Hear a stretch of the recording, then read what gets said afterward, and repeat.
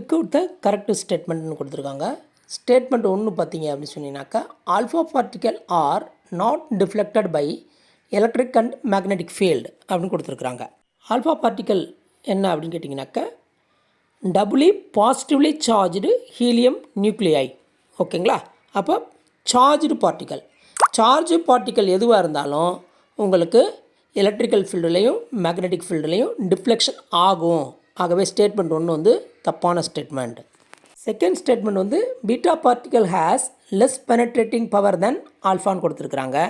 Beta particle வந்து மோர் penetrating power. ஏன்னு கேட்டிங்கனாக்கா, ஆல்ஃபா வந்து ஹெவியராக இருக்கும், பீட்டா அதை கம்பேர் பண்ணும்போது லெஸராக இருக்கும். ஆகவே உள்ளுக்க பெனட்ரேட் பண்ணி நல்லா போகும். ஸ்டேட்மெண்ட் 2வும் ராங்காக கொடுக்கப்பட்டிருக்கு. ஸ்டேட்மெண்ட் 3 பார்த்திங்கனாக்கா, gamma rays has least ionising power than the alpha and beta பார்ட்டிக்கல்னு கொடுத்துருக்காங்க.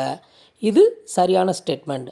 ஏன்னு கேட்டிங்கனாக்கா, காமா வந்து உங்களுக்கு ஒரு ரே, அதுக்கு எந்த சார்ஜும் கிடையாது.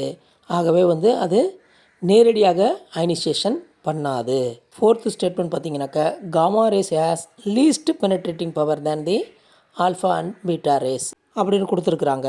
ஆனால் காமா ரே தான் ஹைலி பெனட்ரேட்டிங். அப்போ ஸ்டேட்மெண்ட் 4ம் ராங்கான ஸ்டேட்மெண்ட். அவங்க கேட்டிருக்கிறது வந்து கரெக்டு ஸ்டேட்மெண்ட் எதுன்னு கேட்டிருக்கிறாங்க.